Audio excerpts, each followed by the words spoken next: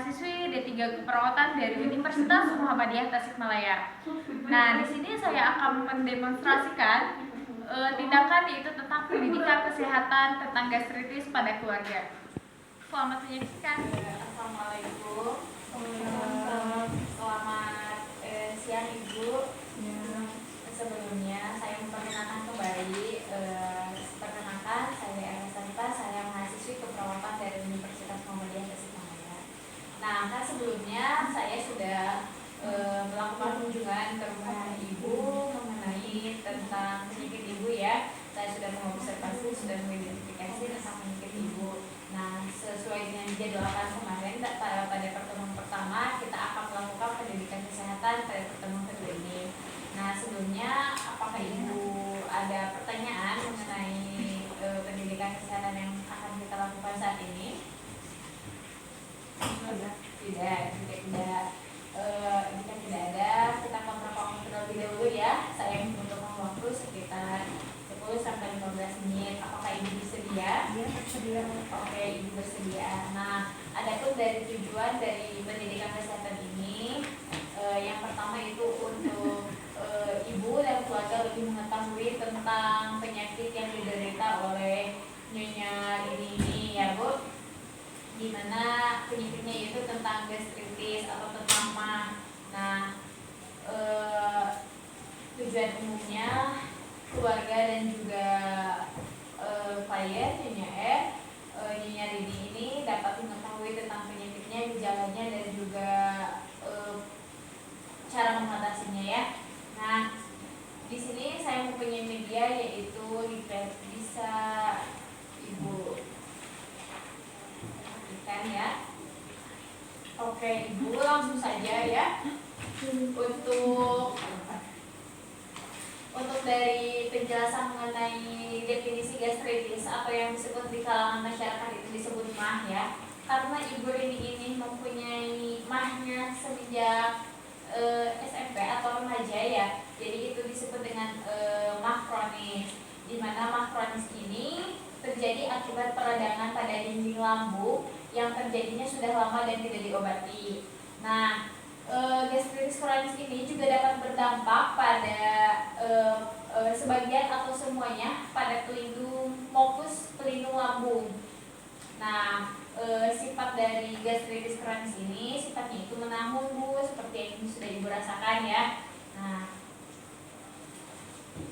lalu gimana sih dari proses terjadinya gastritis tersebut? Nah, proses dari terjadinya gastritis tersebut, kan Ibu si dinding lambung itu mempunyai lapisan. Lapisannya itu disebut dengan mukus. Nah, di mana mukus itu sebagai pelindung dari dinding lambung dari asam lambung. Jadi jika si dinding lambung jika si lapisan dinding lambung itu terluka, maka asam lambung akan naik. Suka disebut dengan asam lambung naik. Nah, itu. Nah, lalu penyebab dari kerusakan atau peradangan pada lapisan dinding lambung itu apa saja? Nah, yang penyebab yang pertama adalah seringnya pola makan yang tidak teratur. Pola makan yang tidak teratur itu penyebab dari gastritis ini. Yang kedua adalah suka memakan makanan yang asam seperti buah-buahan kalundung, terus mangga seperti kayak gitu ya Bu. Nah, yang ketiga suka memakan makanan yang pedas seperti sekarang ya, memakan makanan cabai-cabai itu seblak, cilok yang kayak gitu. Idenya.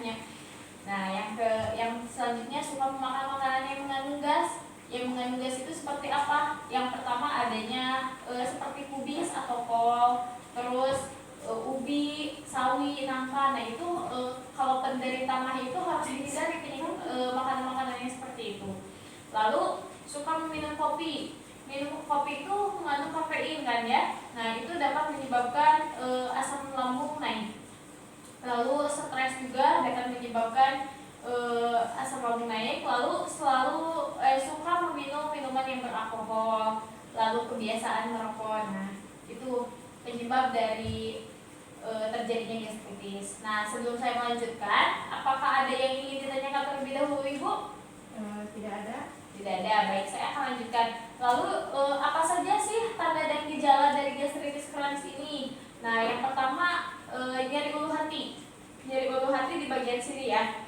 Nyeri ulu hati yang terasanya itu perih atau panas.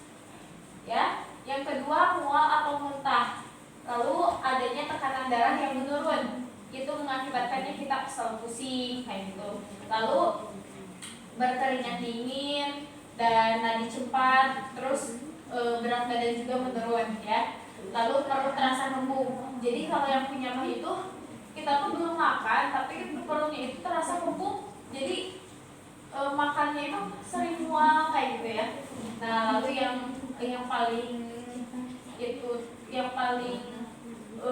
kronis itu bisa buang air besar itu tinjanya itu warna hitam. Nah, lalu ibu dari jenis mah itu terbagi menjadi dua. Ada mah yang disebut dengan mah kronis, gastritis kronis atau gastritis sama akut. Nah, lalu bedanya apa? Yang gastritis akut ini jadi terjadinya mendadak atau baru, kurang dari 6 bulan. Nah, kalau yang kronik itu terjadinya ketahuan atau sudah lama lebih dari 6 bulan, seperti yang nyari ini rasakan ya. Jadi gastritisnya itu disebut gastritis kronik karena sudah ketahuan. Nah, lalu bahayanya jika mah tidak diobati, itu yang pertama pendarahan saluran pencernaan.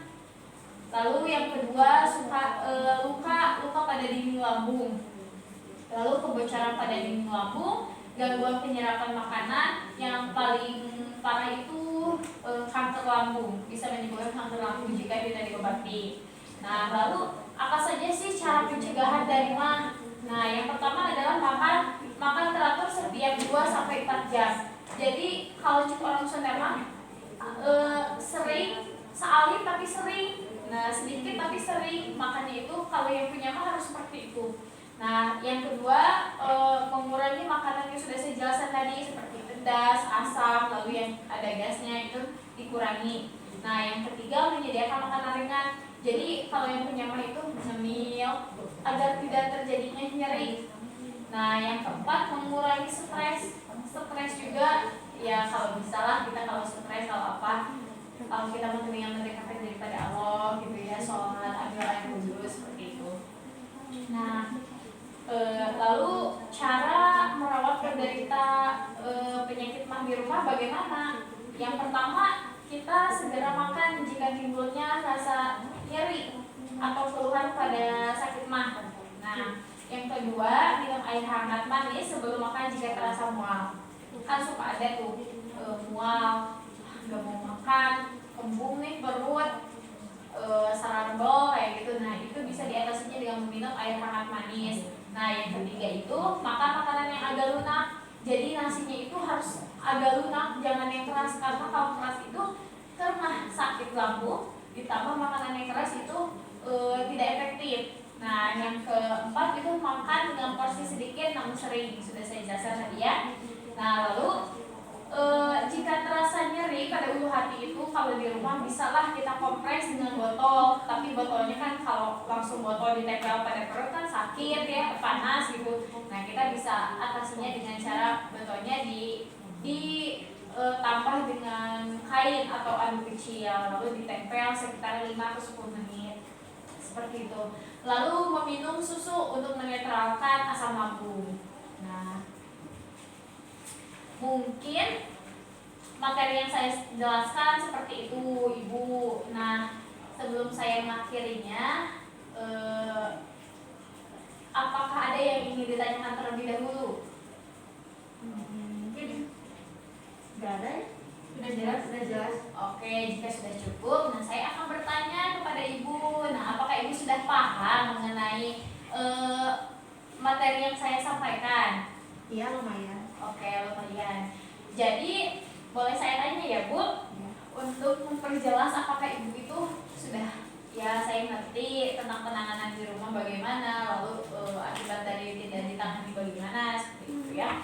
Nah, untuk tanda gejalanya ada apa saja, Bu? Nyeri ulu hati. Oke, bisa dijelaskan oleh Nyonya Rini ya. Oke, silakan Ibu. Ini nyeri di ulu hati. hati, kemudian mual muntah, Ya.